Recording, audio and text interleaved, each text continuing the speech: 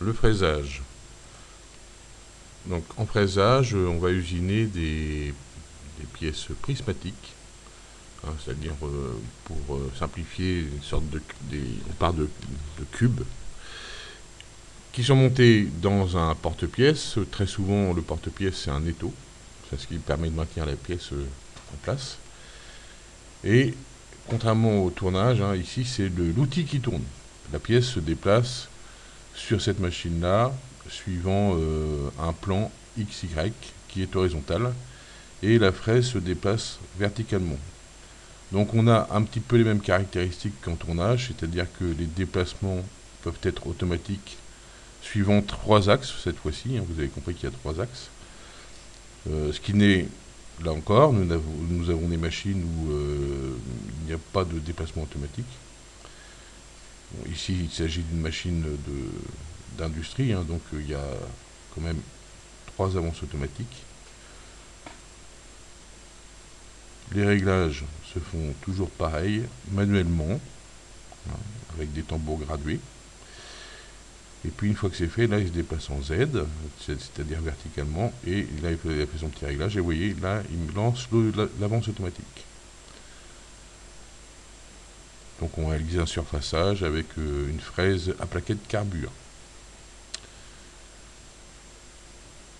On passe sur une machine à commande numérique, donc trois axes également évidemment, où là encore on peut combiner les trois axes, même si dans cette vidéo là on fait de l'usinage deux axes, hein, c'est-à-dire que on se déplace en XY et puis on descend en Z et on se redéplace en XY, c'est-à-dire que les trois mouvements ne sont pas combinés. Même chose qu'en tournage, une fois qu'on a fait les réglages pour une pièce, on peut la refaire à l'infini. À partir du moment où il faut juste changer les outils quand ils sont usés. Changement des outils automatiques. Sur cette machine-là, on a monté plusieurs étaux pour faire plusieurs pièces en même temps. Et on vous montre les différents usinages possibles. Sur une fraiseuse, on fait tout ce qui est perçage, se font également sur fraiseuse, même si parfois on peut les faire sur une perceuse à colonne. Une autre machine à commande numérique, donc là on a une plaque en aluminium, et la machine ici ne mesure pas la pièce, hein, elle vient simplement prendre ses repères. Alors là, c'est une machine un petit peu spéciale parce que la plaque ne bouge pas du tout, hein, la pièce ne bouge pas du tout. C'est la tête de fraiseuse qui a tous les mouvements en X, Y et Z. L'usinage se fait à vitesse réelle, hein, ici. La vidéo est à vitesse réelle.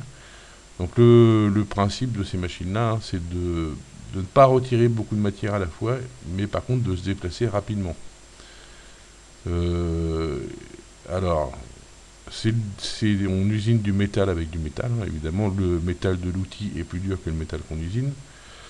Et la grosse difficulté, c'est que ça ne chauffe pas. Alors, je ne sais pas si vous arrivez à le voir, on le devine un petit peu. Ici, il n'y a pas de lubrification, on envoie de l'air. Des fois, on le devine un petit peu. D'ailleurs, vous voyez les copeaux qui volent dans tous les sens. Jusqu'alors, changement d'outil. Jusqu'alors, il n'y a pas eu de fraisage trois axes, à proprement parler. On a fait de l'usinage en escalier, on appelle ça. C'est-à-dire que on descend en Z et puis ensuite on fait un parcours XY. Et puis on redescend en Z, on refait le même parcours. Par contre, là, ce que vient de commencer à faire la fraise, là, c'est de l'usinage trois axes. C'est-à-dire que le mouvement est réalisé par la combinaison des déplacements suivant X, Y et Z.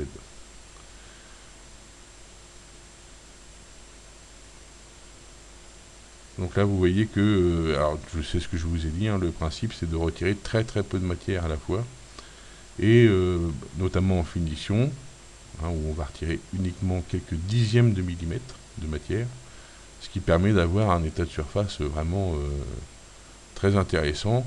Là, on ne sait pas exactement ce que c'est comme pièce, il s'agit sûrement d'une empreinte de moule.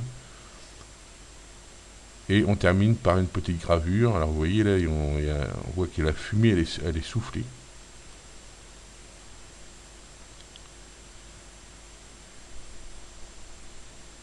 Voilà, bon, ça c'est la marque, on n'y peut rien.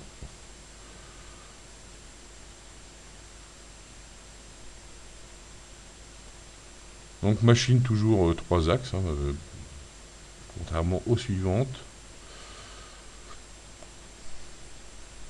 Vous voyez l'état de surface, hein, est vraiment très intéressant. C'est vraiment très intéressant de sortir des pièces avec un état de surface qui paraît poli. Ici, donc, cette machine-là a l'air un petit peu plus simple que la précédente, alors qu'en fait, non, on a un axe de rotation supplémentaire autour de l'axe X. Donc là, vous avez vu au passage que l'opérateur venait lubrifier manuellement avec une petite burette d'huile, hein, parce qu'évidemment, ça chauffe. Donc déplacement, vous avez la fraise s'enfonce dans la matière, puis se déplace en X, la rotation autour de l'axe X, et elle continue son chemin en X. Donc là on parle de quatrième axe. Bon, c'est le vocabulaire qui est utilisé en usinage, on parle de quatrième axe, cinquième axe. Bon alors en fait ce sont des mouvements supplémentaires. Ici, on a 3 mouvements de translation, suivant X, Y et Z, et un mouvement de rotation autour de l'axe X, l'axe horizontal.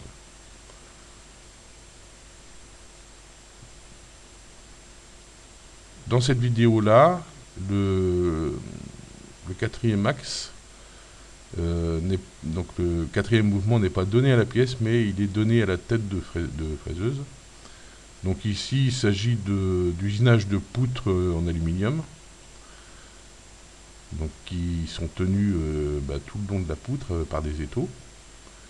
Ici vous avez le portique sur lequel est montée la tête de fraiseuse, voilà, qu'on commence à voir. Donc voilà, on vient de voir la rotation possible de la tête. Donc déplacement en X, déplacement en Y, hein, dans le sens transversal, et rotation autour de l'axe X.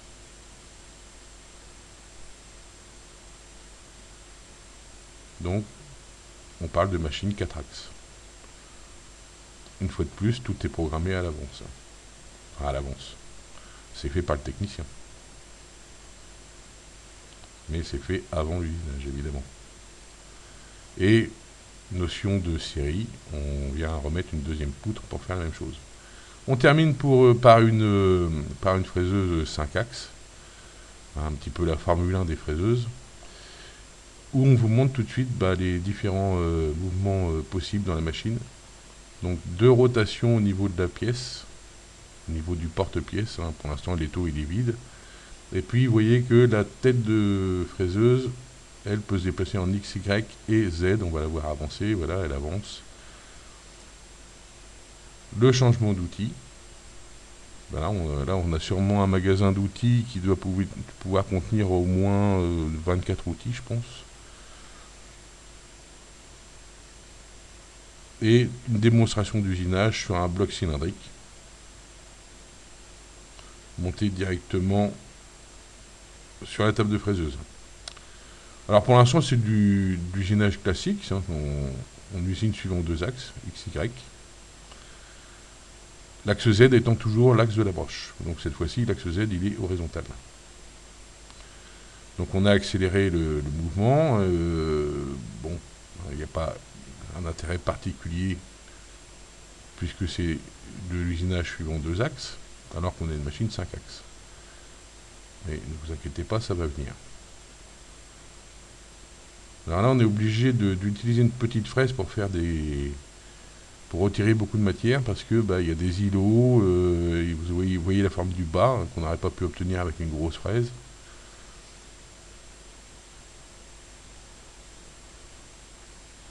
Voilà, donc même si la pièce tourne, ce n'est que de l'usinage 2 axes, hein, puisque les mouvements se font indépendamment les uns des autres. On tourne la pièce et après on réusine en XY. Donc on est bien sur une machine 5 axes, mais pour l'instant on fait de l'usinage 2 axes. c'est au bout de cette opération-là qu'on va commencer à voir l'intérêt de ce qu'on peut faire sur cette machine-là, qu'on ne peut pas faire sur les autres. Vous allez voir que la machine, voilà, on usine et en même temps, là on a tous les mouvements X, Y, Z, plus les deux rotations de la pièce autour des axes X et Y. Donc là, tous les mouvements sont combinés. Donc évidemment, au niveau de la programmation, ça se fait par ordinateur, c'est impossible de la faire soi-même. Là, on a une combinaison des trois mouvements, X, Y, Z. Et puis ça se termine encore par de l'usinage 5 axes, où on a les 5 mouvements en même temps. Bon là, c'est une pièce de démonstration, je suppose. Il finit sur son socle.